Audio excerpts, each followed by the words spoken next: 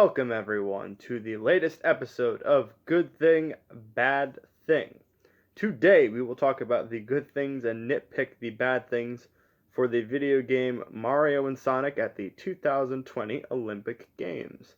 It's the first time I picked up one of these Mario and Sonic games, and I was interested in them since, obviously, I've never played them before. So without further ado, let's get started. Good thing! Karate is a thing.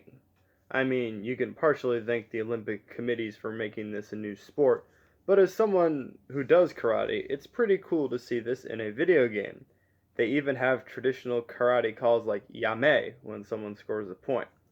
Plus, seeing Waluigi wear a karate uniform, which is known as a gi, that's pretty cool. Bad thing.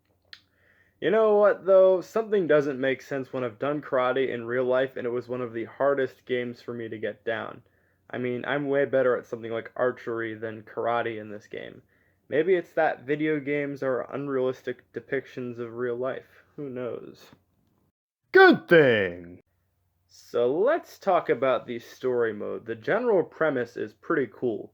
You got Mario, Sonic, Bowser, and Eggman stuck in the 1964 Olympics, all while the other folks are in 2020. It's certainly an interesting idea, and I especially like the 1964 graphics being 8-bit. Bad thing. We gotta address how corny the frickin' dialogue in the story mode is. I mean, I get it, it's a Mario game, it's not gonna be edgy, but I feel like there could have done a lot more with the dialogue considering how interesting the premise of the story mode is. Good thing! In the story mode, there's lots of cool fact scrolls around both the 1964 and 2020 Olympics that you can read and collect. I know that isn't really a big part of the gameplay, and some people may not like it or may not even care that they exist, but nerds like me think that the facts are a nice touch. Bad thing. In general, though, I think the story mode wastes too much time. I get it, it's supposed to be a story, there's supposed to be dialogue, yada yada yada. But I've already addressed how corny the dialogue is, and I believe the story to gameplay ratio was too much in favor of the story. Good thing! There's over 30 different mini-games when you combine the 2020 and 1964 Olympics, which is some pretty solid depth when you consider just how much you can grind to get better and better at each of them. Bad thing.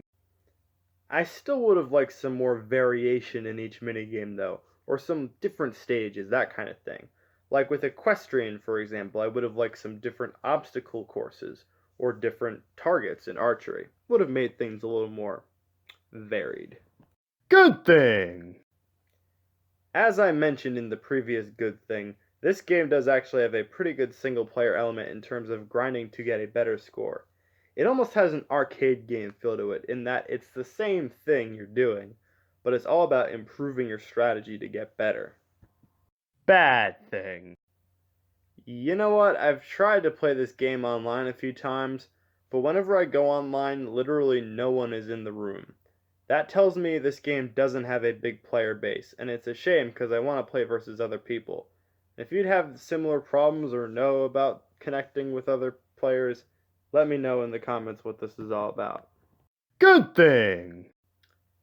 As someone who has never really played these Sonic games before, I got to meet two new characters I really dig.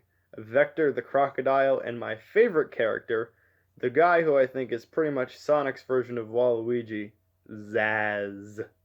Zaz is just awesome. Bad thing. I still feel like they could have done a bit more with the character roster. That's nitpicking, though. It's not bad. And what especially upsets me, though, is that some characters are exclusive to only one sport.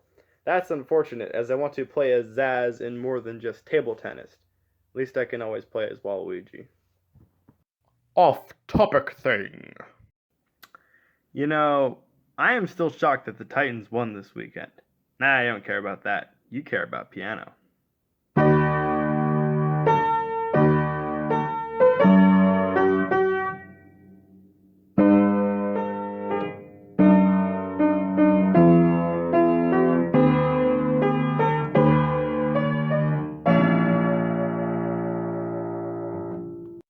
Good thing! This Waluigi dab is very tasteful. Bad thing. This Waluigi dab is not as tasteful. Good thing! Rugby Sevens was a surprisingly interesting minigame for me. I didn't know how the rules worked, but it was kind of a weird cross between American football and the rest of the world football, aka soccer. Also, I love how the Boom Booms are your extra teammates. Nintendo sure does love that mad lad. Bad thing. You know, this goes back to the whole story mode thing. There are toads everywhere, and I mean everywhere, and they never have anything useful to say. I'm sorry, they just don't. I thought at first they did, but then I realized I was just wasting my time. Talk to the people with exclamation points above their heads. Good thing! I am a fan of the Shibuya Scramble Search minigame. I hope I pronounced that right.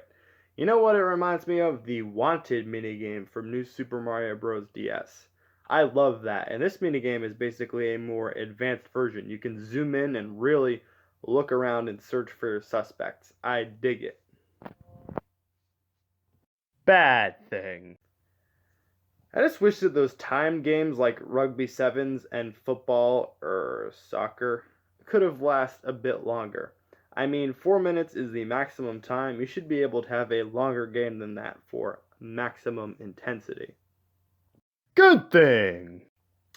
I like the retro sound we get from the announcer in the Tokyo 1964 section, with the whole judo game, for example, like, Sonic goes for the throw!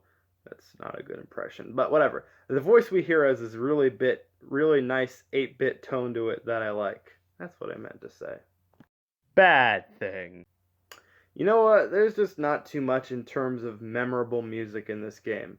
Like I said, the sound effects, they could be cool, especially in that 1964 section, but the music, everything seems like kind of vanilla, nothing I can really jam to.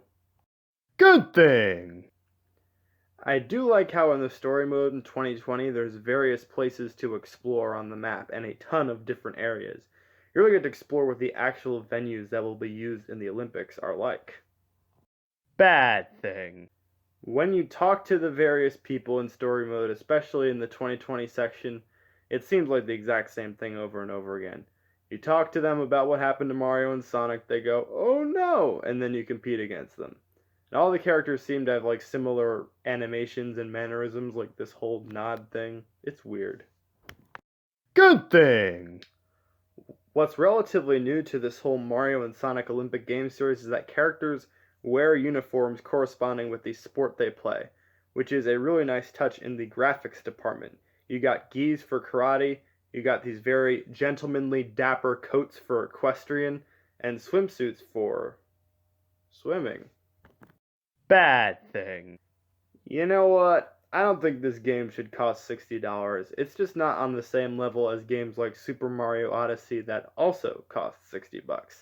That doesn't mean it's not good, it just doesn't have the same overall depth to it as other similarly priced games, and I think the video game industry needs to get all that together.